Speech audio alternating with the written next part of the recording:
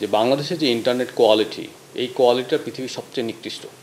যে বাংলাদেশের মেট্রো এলাকায় বিভাগীয় জেলা শহর, মফস্বল শহরের মধ্যে কোনো ফাইবার ওভারহেড থাকবে না, 100% আন্ডারগ্রাউন্ড থাকতে হবে। যে একসময় ভারতে আপনার 2/3 চার্জ করতো। আমার মনে আছে 2005 সালে আমি 70 রুপির মতো রিফিল করেছিলাম, ওখানে প্রায় 40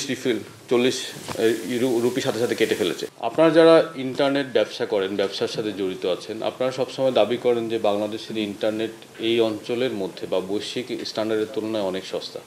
কিন্তু এই দাবিটাকে আমি সরাসরি খারিজ করে দিই। খারিজ এই জন্য করি যে বাংলাদেশের যে ইন্টারনেট কোয়ালিটি, এই কোয়ালিটিটা পৃথিবীর সবচেয়ে নিকৃষ্ট। এই নিকৃষ্ট পণ্য আপনি একটা মধ্যমানের ভ্যালুতে বিক্রি করেন, অর্থাৎ আপনি যদি এখানে কোয়ালিটি বাড়ান, তাহলে বর্তমান বেঞ্চমার্কে এটার দাম আসলে অনেক বেশি পড়ে। সেই দিক থেকে আমি মনে করি বাংলাদেশের ইন্টারনেটের কোয়ালিটি বিবেচনায় এর দাম পৃথিবীর অন্যতম সবচেয়ে বেশি। সেজন্য আমি এটার দাম কমানোর কথা বলি। এখন যখন দাম কমানোর প্রশ্ন আসে, তো তখন ইন্ডাস্ট্রি যারা স্টেক হোল্ডার, তাদের সমস্যা কি সেইগুলো দেখার বিষয় আছে। তো সেজন্যই আজকে আপনাদের সবার সাথে বসা, এবং আমরা আগে অনেকবার বসেছি, ইন্ডিভিজুয়ালি বসেছি। তা আমি মনে করি আলোচনা অনেক হয়েছে, এখন we have to deliver, we have to act, এবং আমরা দ্রুতই সেই দৃশ্যমান বাস্তবায়নে যেতে হবে আমাদেরকে, এবং সেজন্য বিটিআরসি টপোলজি নিয়ে কাজ করছে। আমরা দুটো জিনিস এনশিওর করতে বলবো। একটা হচ্ছে যে licences will not be limited by numbers, rather will be regulated by license obligations and key performance indexes. যে আপনাকে নির্দিষ্ট সময় দেওয়া হবে, 1 বছর, 2 বছর, 3 বছর, এর মধ্যে আপনাকে কিছু মাইলস্টোন অ্যাচিভ করতে হবে।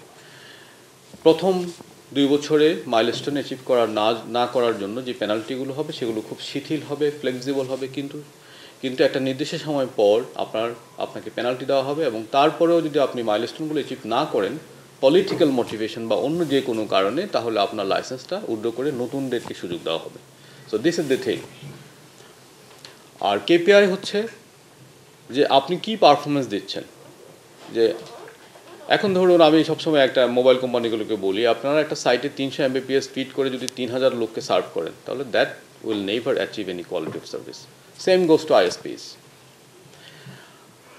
আপনার 2000 বা 200 মানুষকে যদি 1 Gbps দিয়ে সার্ভ করেন, হ্যাঁ, বা অনেক সংখ্যক মানুষকে যদি সার্ভ করেন, তাহলে আমরা একটা আলোচনায় এসেছে, একটা হাউস হোল্ডে আপনার 4 জন মানুষ যদি ইন্টারনেট ব্যবহার করে এবং সেখানে যদি আপনি 10 Mbps দেন, তাহলে that doesn't make any sense. It actually is not broadband internet. তো সেজন্য আমরা এই কথাটা তুলেছিলাম, আসলে 5 Mbps বাই ডেফিনেশন ব্রডব্যান্ড হতে পারে না, 10 Mbps হতে পারে না। তো যেহেতু আমরা একই সাথে 100-তে যেতে পারবো না, তো আপনাদের যেই আইএসপিএবি থেকে যেই ঘোষণাটা দিয়েছেন, আমি সেটা সাধুবাদ জানাই যে আপনারা একই দামে 20 Mbps দিবেন। কিন্তু কথা হচ্ছে, হাউ ডু উই মনিটর এটা যে আপনি দিচ্ছেন, সেটা আমি নিশ্চিত করব কীভাবে? সেজন্য এই দায়িত্বটাও আপনাদেরকে নিতে হবে, ঠিক আছে, যাতে যেই প্রমিসটা আপনি করছেন সেই প্রমিসটা আপনি ফুলফিল করবে। টেলকো গ্রেডের ফাইবার, আমাদের টেলকো গ্রেডের ফাইবার নেই, একেবারে সীমিত। যা আছে সরকারি ফাইবার, বেসরকারি খাতে টেলকো গ্রেডের ফাইবার নাই। ওভারহেড যে ফাইবারটা, এটাকে টেলকো গ্রেড বলা যায় না। তো সেজন্য আমাদেরকে ওই যে রোডম্যাপ আগামী 3 বছর মধ্যে আমার দেখতে হবে যে বাংলাদেশের মেট্রো এলাকায় বিভাগীয় জেলা শহর, মফস্বল শহরের মধ্যে কোনো ফাইবার ওভারহেড থাকবে না, 100% আন্ডারগ্রাউন্ড থাকতে হবে। আপনারা অ্যাক্টিভ শেয়ারিং কথা বলছেন, FTTH-এর কথা বলছেন, তো এই 3 বছরের মধ্যে এগুলো আমাদেরকে অ্যাচিভ করতে হবে। যে একসময় ভারতে আপনার 2/3 চার্জ করতো। আমার মনে আছে 2005 সালে আমি 70 রুপির মতো রিফিল করেছিলাম, ওখানে প্রায় 40 রুপির সাথে সাথে কেটে ফেলেছে। কিন্তু ভারতে সেখান থেকে সরে এসেছে, কারণ ইন্ডাস্ট্রিটাকে তারা মাইগ্রেট করে ভয়েস কল এবং ডেটা কল থেকে শুরু করে সার্ভিস ইন্টারনেটে নিয়ে গেছে। তো আমরা যদি সেটা করতে পারি, তাহলে একদিকে সরকারের রেভিনিউ কমবে না, এবং অন্যদিকে আপনাদের যে বিজনেস, সেই বিজনেসটাও সাস্টেইনেবল হবে। And that's my message. আপনাদেরকে এই প্রোগ্রামে ধৈর্য সহকারে কথা শোনার জন্য ধন্যবাদ।